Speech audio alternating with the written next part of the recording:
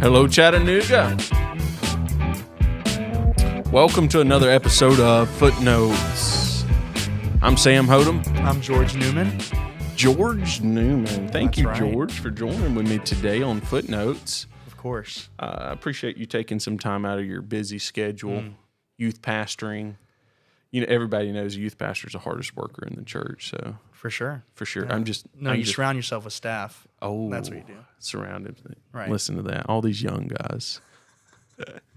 I want to say thank you for joining me. I'm so glad that you guys have joined us here today. If you're new to Footnotes is a ministry of CAC. What we do is we publish this in the middle of the week, and what it is it is a recap. It's the footnotes of the message that prior Sunday. I do want to make mention of something, though. December the 21st, we have a community Christmas meal here at Cornerstone. And what it is we're inviting everyone that wants to, needs to celebrate, someone to celebrate with. We're inviting them to come in. You can find all the information for that on our website, cachattanooga.org. And if you want to donate, if you want to help, we'll be inviting the homeless. We'll be inviting those that don't have someone. We'll be inviting families to come and celebrate. This is an all-inclusive resort. Right. And good food and good time. Food, good time. There'll be a play. There'll be a sermon, a Christmas service, sermon, all that stuff. But today, Brother Dan Gibson, he's our administrative pastor. What did he preach about, George? Right. Today he talked about the plan. The plan. Right. And he goes through talking about plan. He relates it with a story of his personal story, right, where he talks about his family and how they created an airplane plan. It took him like 20 years, and they flew. I think they flew it once, and they sold it, which kind of tracks.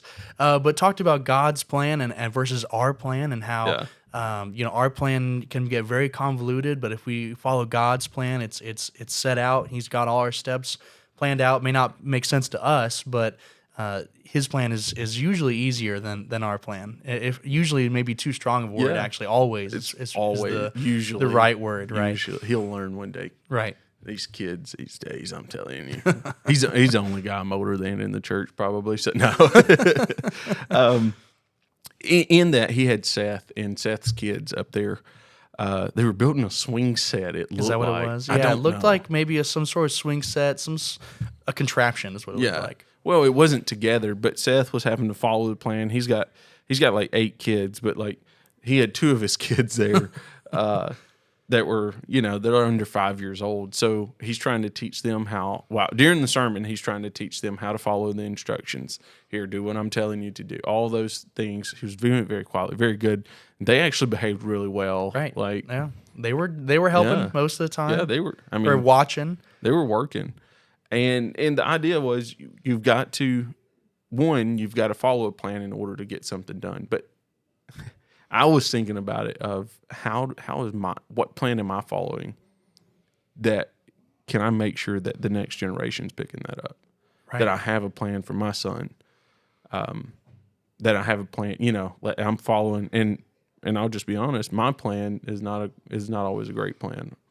I love planning, but you love planning. Yeah. We know that. Yeah, but it's not always good. Like if I was God, then I would know all the ins and outs. But God knows all the ins and outs. Even in addition to like giving a plan to someone, but like learning how to read a set of instructions or a plan, right? It's super important. Because you can hand me instructions for electronic device or something. I may understand it, but I may not, and then I can't even read the instructions, right? So teaching not only those around you how to learn, how to listen for God's instructions and plans, or like in that example, like these kids didn't know how to read this sheet that showed them what screw to use, Yeah. And so that's a whole nother teaching experience. It made me think of, and while he was preaching, it made me think of a time. George was helping me remodel my house, right? And he was helping me put together a cabinet.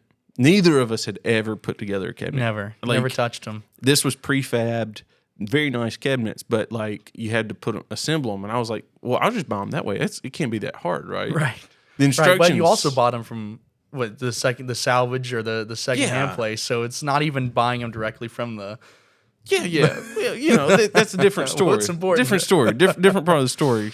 We didn't ask that. No, but they sell them prepackaged and all those things. And so like we get them out, and like the set of instructions were just like 1, 2, 3, 4, 5, 6, 7, and that was it. Right, and it wasn't even. I feel like for the right cabinet, it was. We had to go scour the internet. We for spent some plans. hours. Yeah. We spent hours, like seriously, hours, and we had it all wrong. For sure. Yeah. 100%.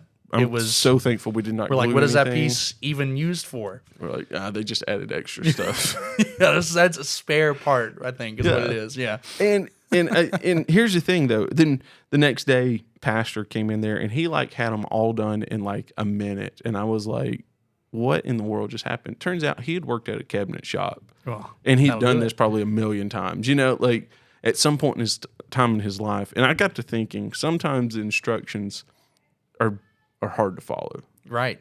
Sometimes you need someone to help you help explain.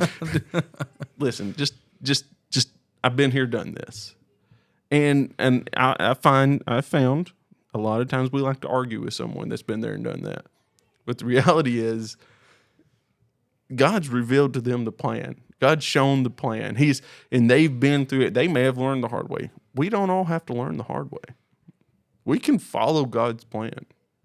Yeah, no, it's very true. I hate learning the hard way. Usually how I do it, to be honest with you. But I've become more aware of how wise other people are as I continue to make mistakes. I'm like, that's why they did that way, right? Mm-hmm.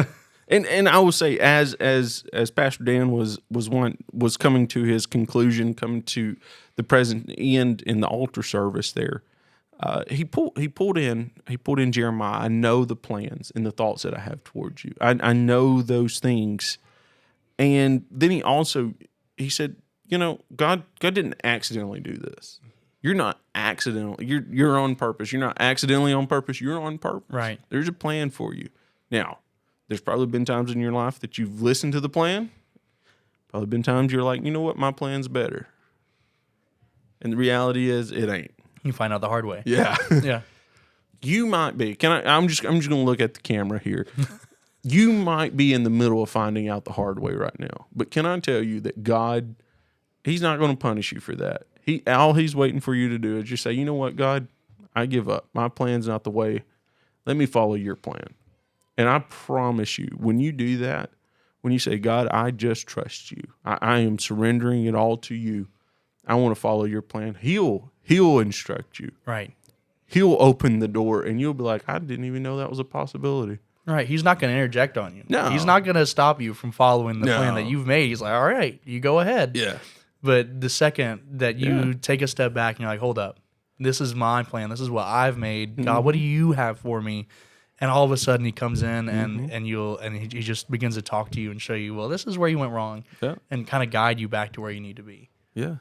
Listen, you may not have seen this, but you've probably argued with a teenager long enough sometimes, and you're like, you know what? You just go ahead and do that. See where that gets you. Sometimes I think we're teenagers in God's eyes. Sometimes, for sure. And He's for like, sure. You just go ahead. And the reality is, He's waiting on us to settle in, to realize, you know what? He's God. We're not. We need to follow His plan. Anyway, George, thank you so much. Of course, yeah. Glad to be here. Thank you so much for joining. Thank you guys so much for joining. If you have any questions, if you have any concerns, if God's, and I'll say this, if God's been dealing with you to maybe get some plans right, you can always just email us. Go to cachattanooga.org. Shoot us a message on Instagram, on Facebook, or